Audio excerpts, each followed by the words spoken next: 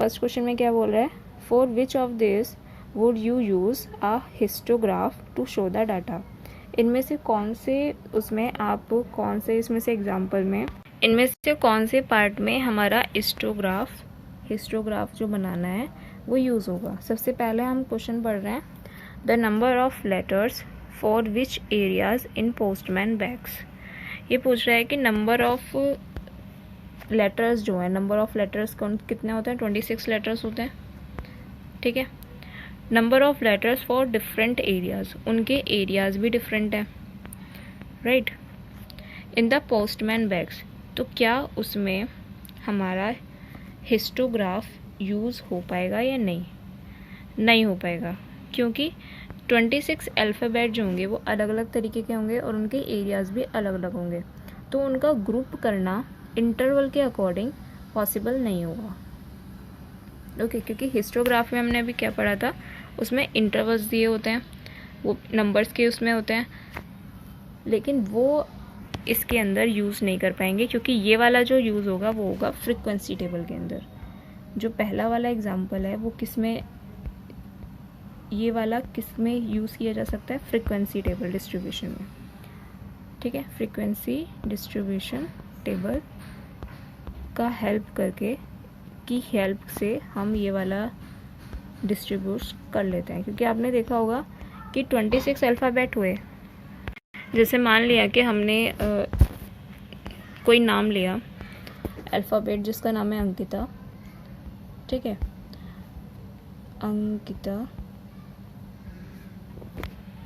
अंकिता नाम लिया, उसका एरिया पड़ता है कोई भी मान लिया XY कोई एरिया है उस वहाँ पे पड़ता है।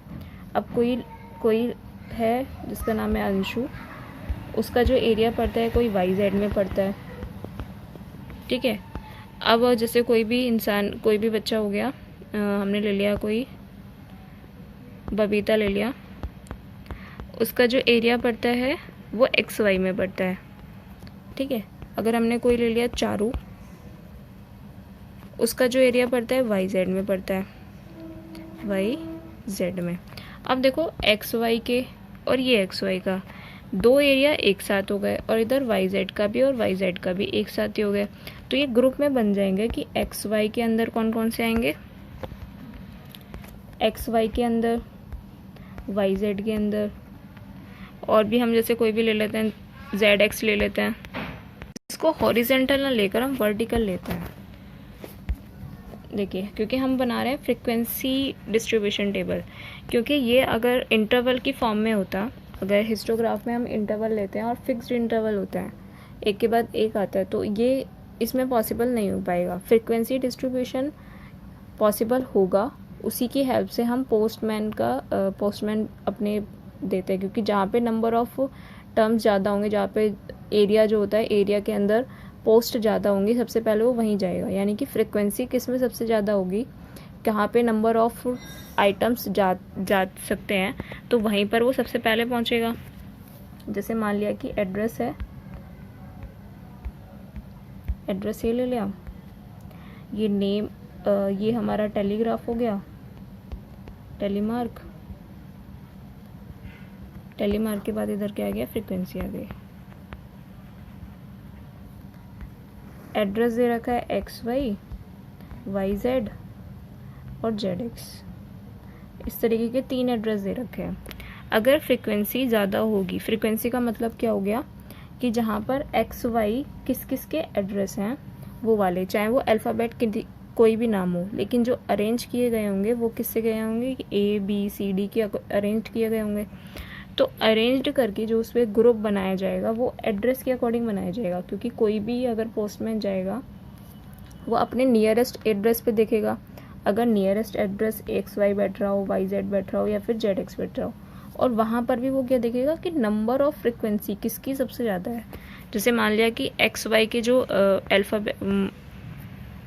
बच्चे हैं वो 5 हैं, और इधर 6 हैं, और इधर कोई 8 है, तो फ्रीक्वेंसी किसकी ज़्यादा है, ZX एड्रेस वालों की, तो वो ZX एड्रेस वाले पे पहले पहुँचेगा, ठीक है।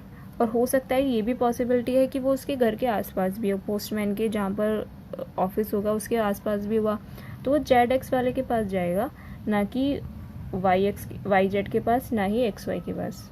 ठीक है, जिसकी नंबर ऑफ फ्रिक्वेंसी ज़्यादा हो, यानी कि नंबर ऑफ डिलीवर ज़्यादा हो, नंबर ऑफ हमारे स्टूडेंट या फिर आप बोलो कि कोई भी पर्सन ज़्यादा होंगे उस एड्रेस पर जहाँ पर उसे पोस्ट डिलीवर करनी होगी, वहाँ पर वो पहले पहुँचेगा। ठीक है, और ये जो होता है अल्फ़ाबेटिकली अरेंज्ड होते हैं। किसके अल्फ़ाबेटली अरेंज होते हैं? उनके एड्रेस के अल्फ़ाबेटली अरेंज होते हैं। ठीक है, नेक्स्ट क्या है? The height of competitor in an athletes meet.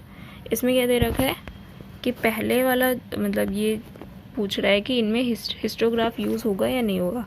पहले वाले पे तो नहीं होगा, और इसमें कौन सा यूज़ होगा? Frequency distribution.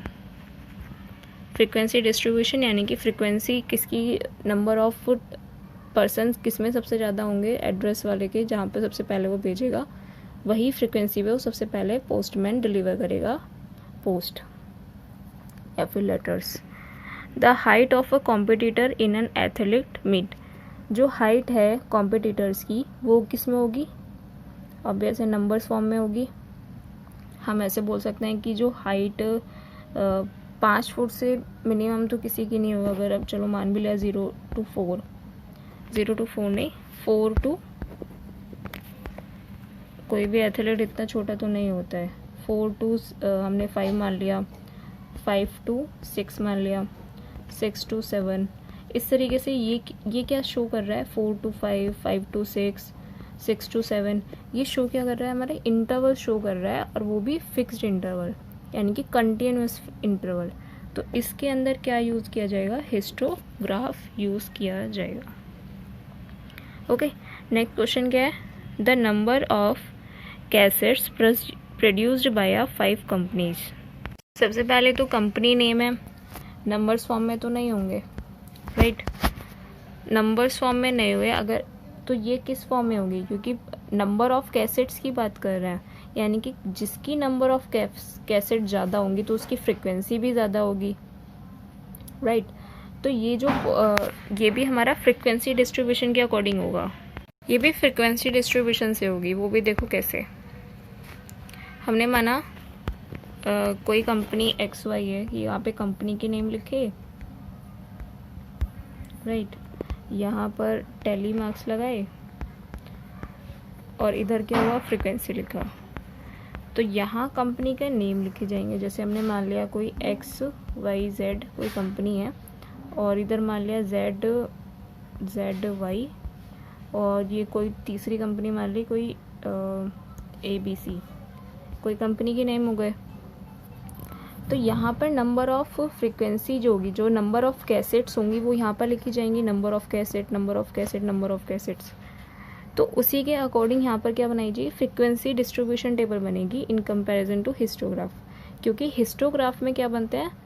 इंटरवल्स बनते हैं, और यहाँ पर इंटरवल्स नहीं बन पाएंगे कंपनीज के बीच में। ठीक है, इमेजिन कर पा रहे हो? क्योंकि कंपनी के नेम होंगे, कोई भी अल्फ़ाबेटिकली ऑर्डर में तो नहीं लिखा जाएगा। जो हम वाई एक्सिस या फिर एक्स एक्सिस बनाएंगे, जैसे हमने एक्स एक्सिस और वाई एक्सिस बनाई, ये हमारी एक्स एक्सिस हुई और ये वाई एक्सिस हुई, उसमें हमें क्या चाहिए होता है? ये ओरिजिन पॉइंट होता है। तो हमें कोई ना कोई यहाँ पर इंटरवल्स चाहिए होता है, जैसे 0 to 5, 0 to 6, यहाँ पर 5 to 10, ऐसे इस तरीके से क्या होता है? इंटरवल्स होता है। लेकिन हमारा जो कंपनी के नंबर्स हैं, कैसेट्स के जो नंबर्स हैं, वो इसके अंदर नहीं आ पाएंगे। ठीक है, यहाँ पे लिखेंगे कंपनीज़ के नाम, ठीक है, और यहाँ लिखेंगे हम उनके नंबर्स ऑफ। लेकिन हमारी जो हिस्टोग्राफ होता है उसकी एक कंडीशन होती है, हिस्टोग्राफ की ये जी है, उसमें दोनों जगह क्या होता है? नंबर्स होते हैं और फिक्स्ड इंटरवल्स होती हैं। फिक्स्ड इंटरवल्स का मतलब क्या होता है? 0 to 5, 5 to 10।